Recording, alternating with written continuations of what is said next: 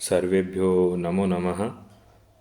गुरुर्ब्रह्मा गुरुर्विष्णु गुरुर्देवो महेश्वरा गुरु साक्षात परब्रह्म तस्मै श्री गुरुवे नमः।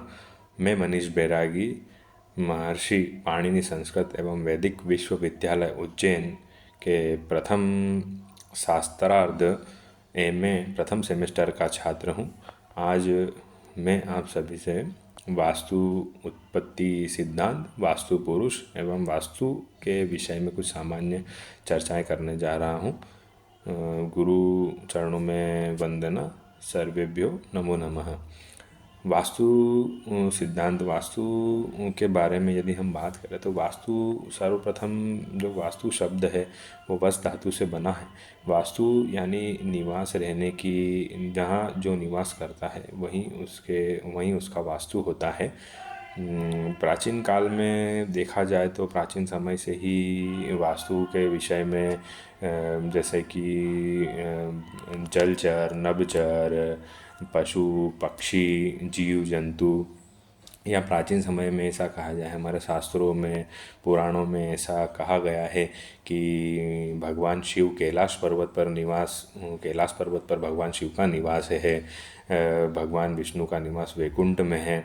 वैकुंठ में भगवान शिव निवास करते हैं। इस प्रकार से अन्य देवता, इंद्र आदि देव स्वर्ग में निवास करते हैं, दानव आदि पाताल में निवास करते हैं, मनुष्य आदि जीव जंतु धरती पर निवास करते हैं। तो प्रायः जो जहाँ निवास करता वही उसका वास्तु होता है। ऐसा वास्तु शास्त्र में वास्तु के विषय में कहा गया है।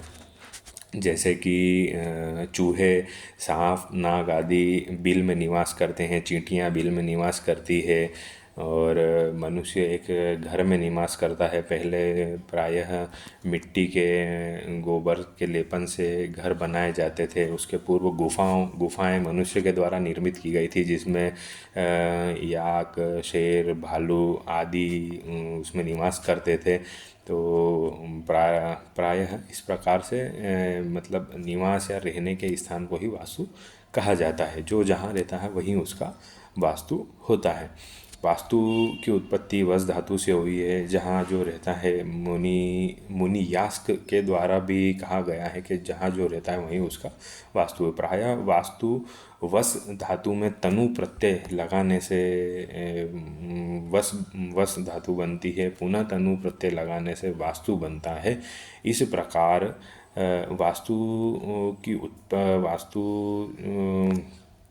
वास्तु शब्द की उत्पत्ति हुई है। वास्तु में ईंट, पत्थर आदि से निर्माण करना वास्तु कहलाता है। वास्तु की उत्पत्ति सर्वप्रथम आदि वैदिक काल, आदि भौतिक काल से मानी गई है। वास्तु पुरुष, वास्तु शब्द वास्तु पुरुष से उत्पन्न हुआ है। वास्तु पुरुष की उत्पत्ति प्रायः भगवान शिव के श्वेत खंड से मानी गई है।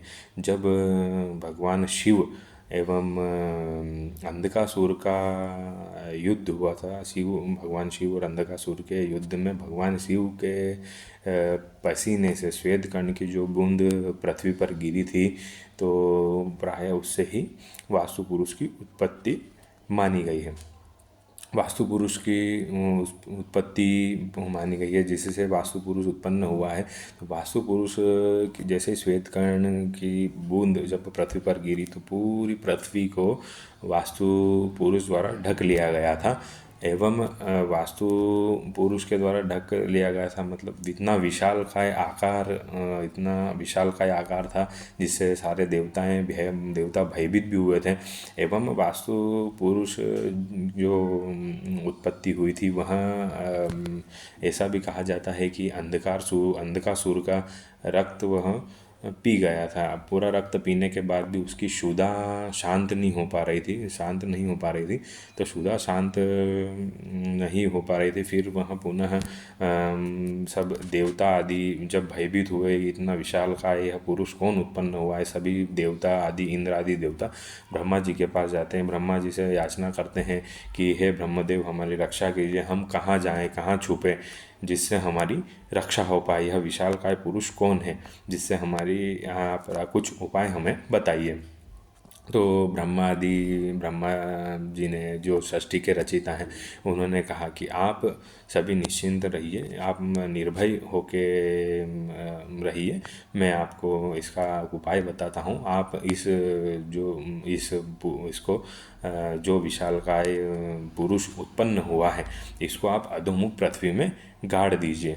जब आप इसको अधोमुख पृथ्वी में गाड़ेंगे तो इसकी शांति होगी और आप निर्भय निर्भय हो जाएंगे। तो सभी देवता, लगभग 45 देवता उस समय उपस्थित थे। 45 देवताओं द्वारा वास्तु पुरुष को पकड़ा गया। किसी ने उसके हाथ, किसी ने उसके पैर, किसी ने उसका मुंह, किसी ने पीठ, किसी ने कमर, इस प्रकार से उसको पकड़ा गया और उसको अधोमुख पृथ्वी में गाड़ दिया गया। जब उसको सब पकड़ के और गाड़ रहे थे, तब वास्तु पुरुष ब्रह्मा जी के पास गया। बोले कि ब्रह्मा जी से उस वास्तु पुरुष ने याचना की कि गाड़ दिया गया। उसके पश्चात ब्रह्मा जी से वास्तु पुरुष की चर्चा हुई। तो वास्तु पुरुष ने ब्रह्मा जी से याचना की। तो याचना करने पर ब्रह्मा जी ने वास्तु पुरुष को समझाया कि आज से जब गाड़ दिया गया उसको, उसके बाद ब्रह्मा जी द्वारा वास्तु पुरुष नामकरण किया गया कि आज से आपका नाम वास्तु पुरुष होगा।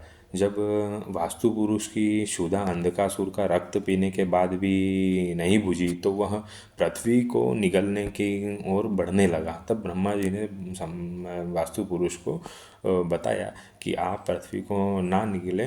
पृथ्वी निगलने के बजाय आप की जो भी जहाँ भी जो व्यक्ति निवास करेगा, वह आपके निवास के पहले जो वास्तु की पूजा होती है, तो उसमें वह आपके भोग आदि आपके निमित्त रखेगा। यदि जो व्यक्ति वास्तु की पूजा निवास स्थान में निवास करने के पूर्व वास्तु की पूजा आदि, यज्ञ आदि, हवन आदि नहीं करेगा, तो वह व्यक्ति आपके लिए ग्राह्य होगा। तो इस प्रकार वास्तु पुरुष की उत्पत्ति हुई, जिसमें 45 देवताओं द्वारा वास्तु पुरुष को पृथ्वी में अधोमुख गाड़ दिया गया और कोई और बाकी देवता उनकी पीठ पर बैठे। इस प्रकार से वास्तु पुरुष की उत्पत्ति हुई। तो वास्तु पुरुष को इस प्रकार का वरदान ब्रह्मा जी द्वारा दिया गया है कि यदि कोई भी व्यक्ति जब निर्माण करता है, नवनिर्मित ग्रह में निवास करने के लिए जाता है, तो वास्तु की पूजा यदि कोई नहीं करता है, तो वास्तु पुरुष के लिए वह ग्राह्य होता है।